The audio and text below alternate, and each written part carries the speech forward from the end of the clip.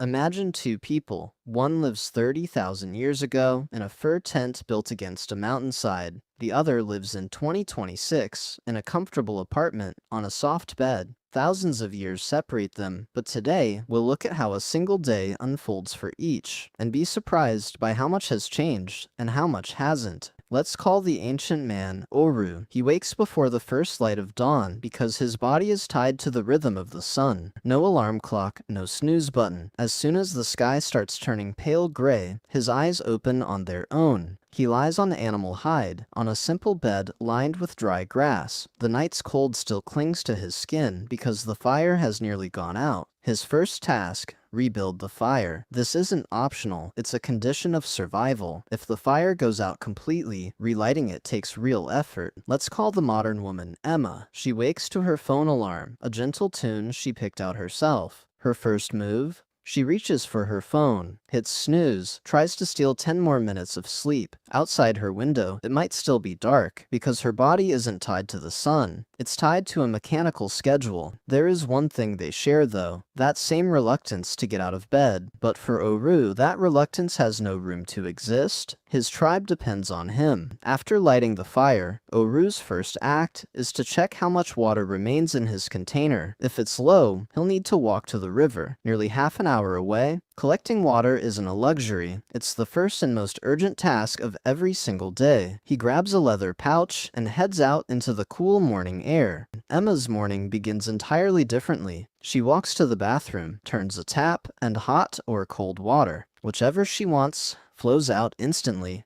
She never thinks, not even for a second, about where this water comes from or how it reaches her home. It's so ordinary to her that it doesn't even register as a thought. This is where the first major difference becomes clear. In Oru's life, every basic necessity, water, food, warmth, is directly tied to physical labor. In Emma's life, these same things are so effortlessly available that they've nearly vanished from her awareness entirely. Oru and his tribe's morning meal depends entirely on yesterday's hunt or gathering. If yesterday's hunt was good, they'll eat strips of dried meat. If not, maybe just some nuts or roots. There's no certainty. Every morning, the first question is, what do we have to eat today? Emma's breakfast is a 1-minute decision. Open the fridge, and there's milk, eggs, bread, fruit, 1,000 options. She might even get annoyed deciding what to eat because her problem isn't scarcity, it's too much choice. This comparison reveals a deep truth. For most of human history, the question was, is there enough food? And only in the last few generations has the question shifted to, what should I eat? Most of Oru's day is spent in physical labor. The men go hunting, which sometimes takes all day, walking for many miles.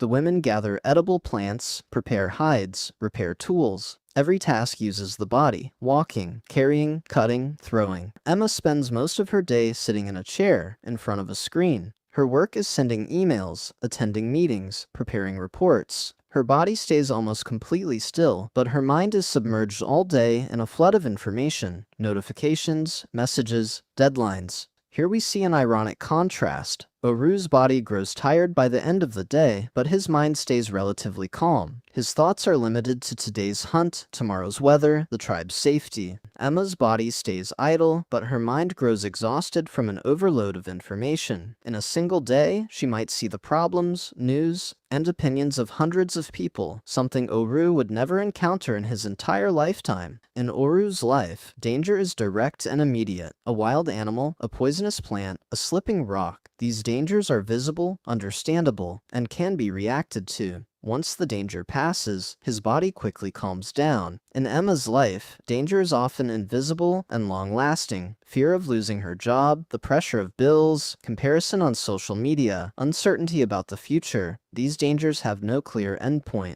Her body's stress response system, originally built to face a tiger, now stays constantly activated by email notifications. This may be the most important difference of all. Oru's brain was built to handle danger in short, intense, but brief bursts. Emma's brain uses that same system, but now it stays active at a low level, every day, every hour, which over time is far more damaging. Oru's social world is small, but deep. His tribe might have 20 to 30 people, whom he's known since childhood, whom he sees and speaks with face to face every single day, sharing meals together. If a misunderstanding arises, it has to be resolved face to face, directly, because there's nowhere to hide. Emma's social world is vast, but shallow. She might have hundreds of friends or followers on social media, but in reality, the people she can have a truly deep conversation with are few and far between. Day after day, she sees the updates of countless people, but direct extended conversations with them are rare. In the evening, Oru sits around the fire with his tribe, telling stories about the day, laughing. In the evening, Emma might sit alone scrolling through her phone, glimpsing fragments of other people's lives, but never truly connecting with anyone directly. Oru's rest comes naturally, after physical exertion. Sitting by the fire in the evening, telling stories, gazing at the stars, that's his entertainment. He has no entertainment industry, but he doesn't need one, because his day is already eventful, and his nighttime rest is genuine rest. Emma's rest often happens in front of yet another screen. TV, phone, laptop. Even after sitting all day, she sits even more to relax, staring at yet another screen. Ironically, the method she chooses to reduce her real exhaustion, mental exhaustion, through screen time, actually increases that very exhaustion. Oru goes to sleep right after sunset, and sleep comes almost immediately because his body has done real physical work all day, and his mind hasn't been overloaded with excess information. His sleep is deep and restorative.